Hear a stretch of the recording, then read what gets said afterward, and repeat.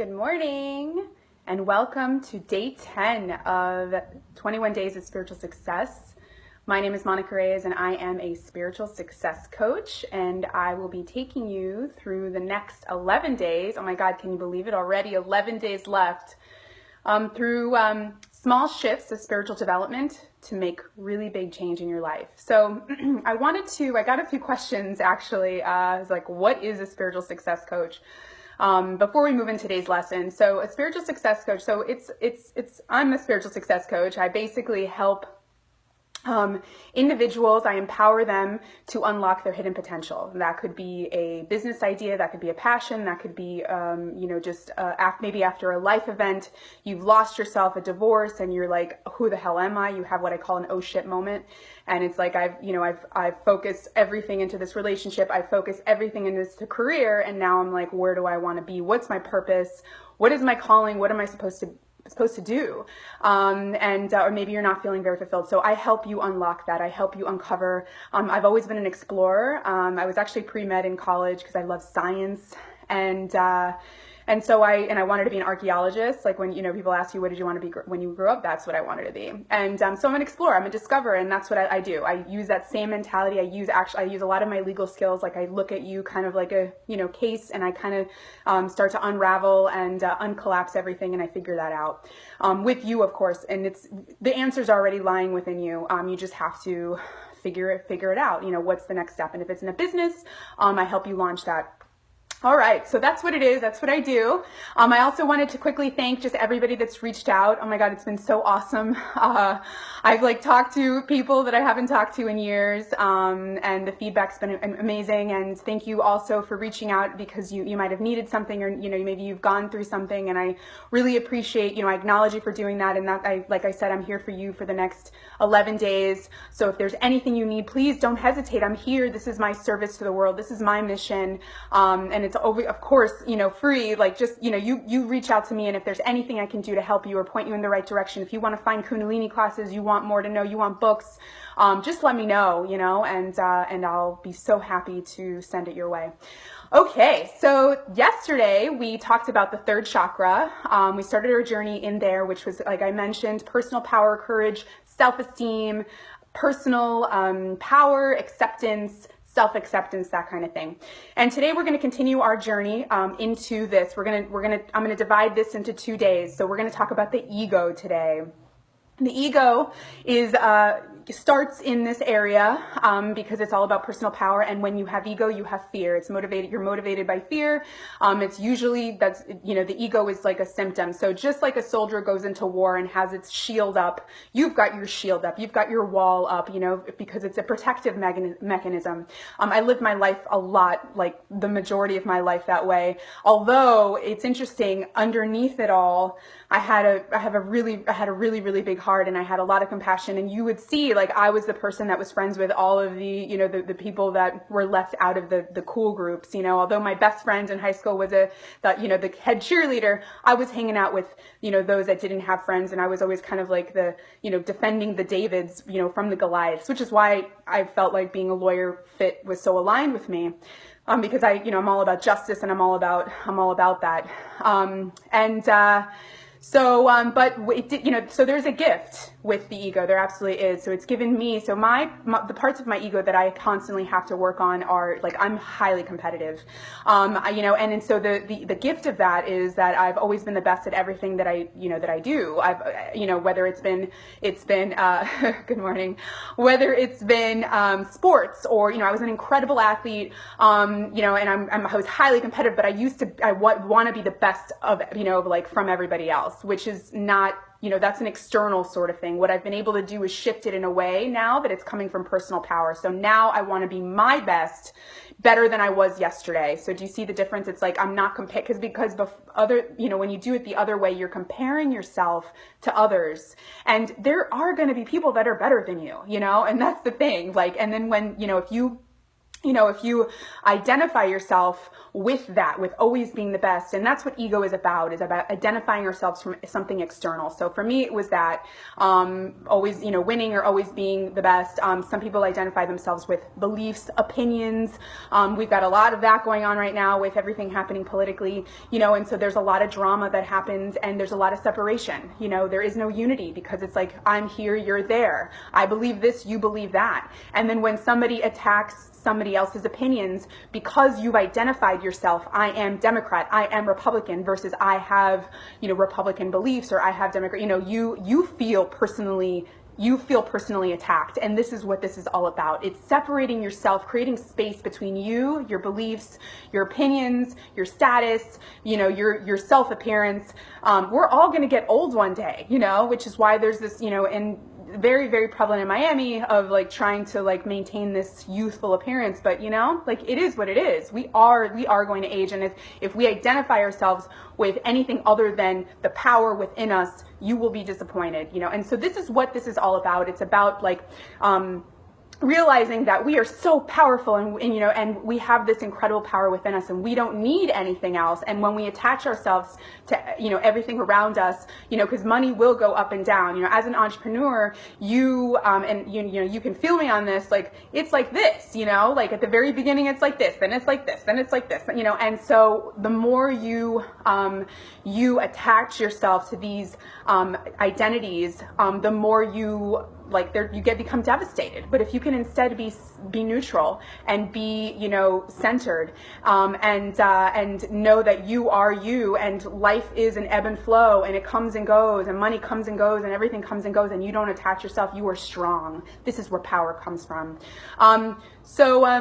Good morning, everyone. Thank you so much for joining. So today today's lesson is just observation. We are just going to observe our mind today. All right. I want you to observe, and this is a huge topic, because ego is incredibly, incredibly complex. It is, right? It's very complex. Everybody's ego is different. Everybody's got their own limiting beliefs, their own patterns, as you can imagine, because of everything, not only that we inherited, but our own unique situations, our own unique personalities. Everything is so different. However, so today I just want you to observe, strictly observe, and then tomorrow we'll actually enter the practical application of all of this, like how to, and we'll have some exercises. I'm also going to build upon the meditation that I gave you yesterday. If you joined me yesterday, you learned the breath of fire, and that was the pumping of the navel, sniffing in, up and down. It's a very powerful breath for third chakra, but we're going to add a hand movement to it so that you can what's called eradicate the ego. So today I want you to look and see, observe your motives, your actions. Whenever somebody enters the room, and you will feel triggered when different people enter the room, when you're around different people, because it's every relationship. So life is an individualized curriculum for the evolution of your soul.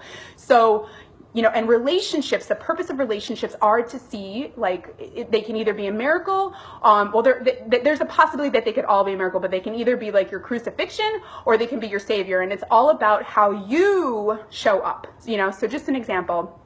This is what I love about my daughter is she's a perfect experiment, because she's so pure, she's so innocent, right? And she's so connected. So you can see how different she is with each person that she's around. She's totally different with my mom, totally different with my husband, totally different with me. And you see how she even gets triggered, around different people. And the trigger is not, so if I enter a room and there's somebody there and I immediately feel ego, I feel, I'm judging, I'm feeling competitive, I'm feeling, and you see the other person reacting the same way. We are mirrors of each other, okay? And it's so easy to point the finger and say, can you believe what she just said? Can you believe what she just did? Why is this happening? But it's really you, so this is how I've been able to heal myself so powerfully and heal people around me, because we are an energetic relationship. And just like a mathematical equation, you heal, they heal. So I've been able to, so I immediately look, I'm why did I feel that way? Why am I feeling this inauthenticity whenever this person walks in, or whenever I see her post a social media post? Why am I feeling jealous? Why am I feeling, those kinds of feelings? And you'll see the other person is acting the same exact way. And so, so I immediately go within and I look to see why I'm feeling this way. What is it motivated by? What kind of fear am I motivated by? Why am I feeling this way? And I get to the root of the issue. It's usually, maybe it's something from my childhood, or maybe it's something from, an event or a situation, or something that happened that's caused me to kind of, revert into this behavior. It's an automatic behavior. It's all unconscious, and it's all about breaking through that so you can be love, you can be compassion, and this is where your relationships really thrive, right? Nobody wants a competitive relationship with, lots of ego. Like you end up leaving that person. That doesn't serve you, but you can save them by saving yourself, by looking within. So today I just want you to observe.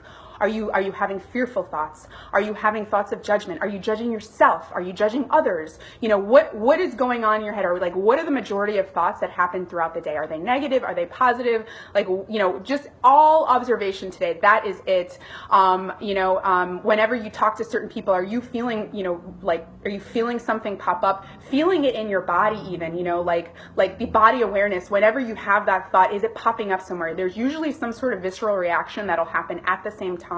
So you want to also, feel that, be aware. And this is the beginning of awareness. And this is where we're moving towards, because awareness is the key.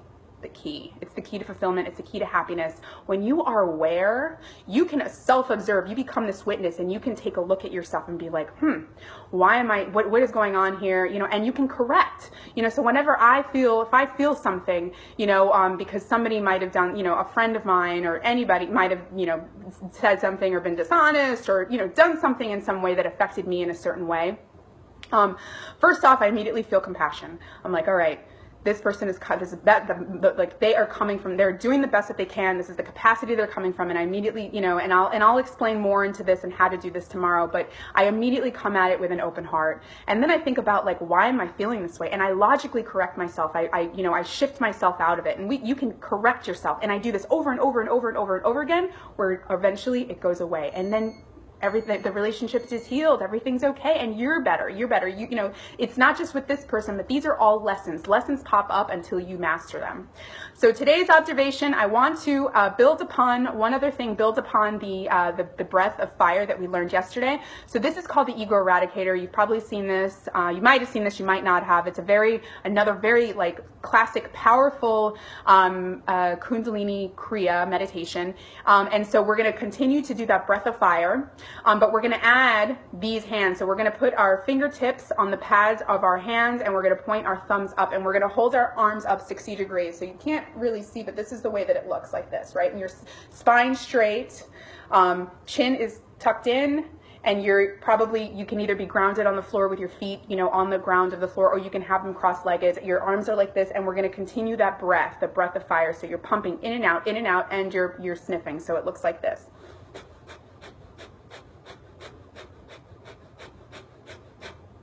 All right, and it's going to create heat. It's not easy to do. I would start off with probably 1 minute. It's going to feel like forever, and then work your way up to 3 minutes. But this is so awesome. What it does is it allows you to see others for who you really are. Anything to do with the arms has to do with the heart chakra, which I can't wait to move into because that's my favorite chakra.